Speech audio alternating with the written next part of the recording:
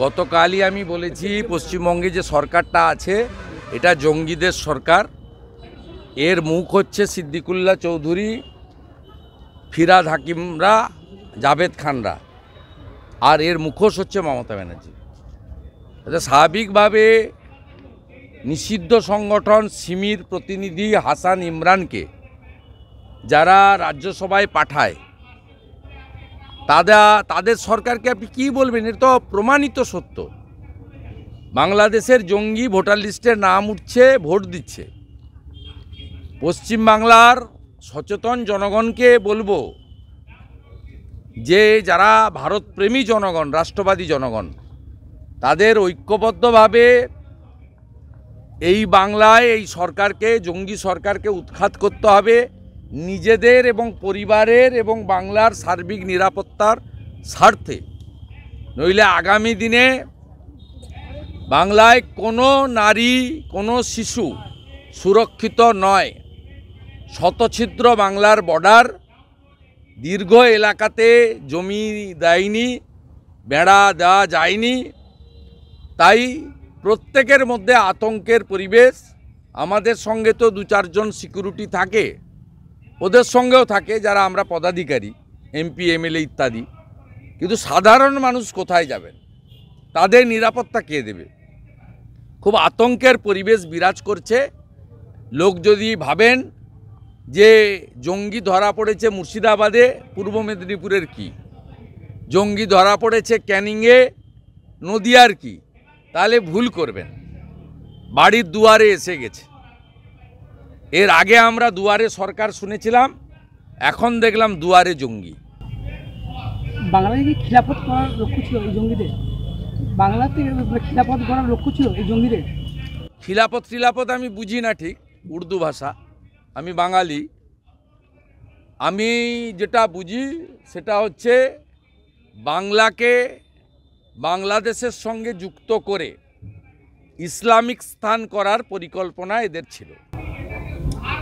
যেহেতু জঙ্গিদের কাছ থেকে জানা গেছে যে দুবাই থেকে টাকা আসতো জঙ্গিদের চাঙ্গা করার জন্য, আমাদের তথ্য উঠে এসছে। এই বিষয়ে কি? এর উত্তর মুখ্যমন্ত্রী এবং তার ভাইপো দিতে পারবে। মুখ্যমন্ত্রী যতবারই বিদেশে গেছেন, 2বার করে 2 দিন করে দুবাইতে থেকে গেছেন। আর মাননীয় ভাইপো বছরে 3বার আমেরিকা যান, দুবাই হয়ে যান, আবার দুবাই হয়ে ফেরেন। দুবাই তো আমরা যাই না, জানিও না কিভাবে কোথায় ঢুকতে হয়, বেরোতে হয়। পিসি জানে আর ভাইপো জানে। আরাকান সেনারা যেভাবে আক্রমণ করছে, অনেক রোহিঙ্গারা দেশ ছাড়া হচ্ছে। তারা কি আরাকান সেনারা যেভাবে আক্রমণ করছে, রোহিঙ্গা পালাচ্ছে দেশ ছেড়ে, পশ্চিমবঙ্গকে তারা টার্গেট করতে পারে? এটার জন্য ভারতবর্ষের পররাষ্ট্রমন্ত্রী জয়শঙ্করজি যথেষ্ট। এটা আমার কাজ নয়। আমি একটি জাতীয় দলের একজন নির্বাচিত প্রতিনিধি। আমার লেভেলে যেটা বলার আমি বলেছি, এবং আমি আবারও বলছি, দিল্লির এলজি, দিল্লি পুলিশকে দিয়ে যেভাবে রোহিঙ্গাদের খেদিয়েছেন, বাংলায় খুব প্রয়োজন। বাংলাতেও এই রকম সরকার আপনারা আনুন, যিনি যোগীজির মতো সুশাসন দেবেন আর গুজরাটের মতো শিল্প আর কর্মসংস্থান দেবেন। বি.আর. আম্বেদকরকে কটু মন্তব্য করার জন্য অমিত শাহর বিরুদ্ধে সারা রাজ্য জুড়ে তৃণমূল মিছিল করছে। তৃণমূল তো কংগ্রেসের একটা ভাঙা অংশ। সেই তৃণমূলের মানে কংগ্রেসের কোনো অধিকার নেই বাবা সাহেবকে নিয়ে আন্দোলন করার। তার কারণ বাবা সাহেবকে 2বার লোকসভা ভোটে হারিয়েছিল কারা? কংগ্রেস। বাবা সাহেবকে আইনমন্ত্রী থেকে পদত্যাগ করতে বাধ্য করিয়েছিল কে? কংগ্রেস। ভারতরত্ন দিয়েছে কে? ভারতীয় জনতা পার্টির নেতৃত্বাধীন কেন্দ্রের এনডিএ সরকার।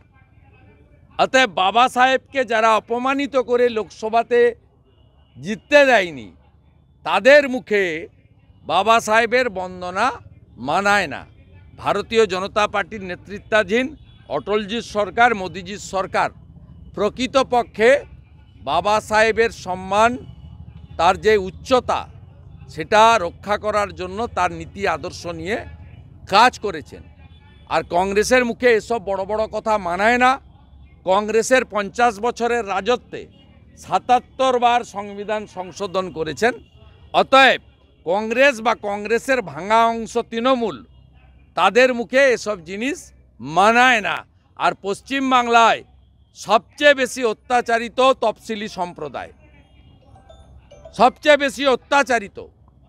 কালিয়াগঞ্জের রাজবংশী কন্যা, হাঁসখালির দলিত কন্যা, কুলতলি জয়নগরের মৎস্যজীবী পরিবারের দলিত কন্যা, এদের আক্রান্ত হয়েছে জিহাদিদের দ্বারা। আর এই জিহাদিদের সরকার হচ্ছে মমতা ব্যানার্জির সরকার। আমাদের ভিডিও ভালো লাগলে লাইক এবং শেয়ার করুন। কমেন্ট সেকশনে গিয়ে জানান আপনাদের মতামত। আরও ভিডিও পেতে আমাদের চ্যানেল সাবস্ক্রাইব করুন এবং প্রতি মুহূর্তে খবরের আপডেট পেতে প্রেস করুন বেল আইকন।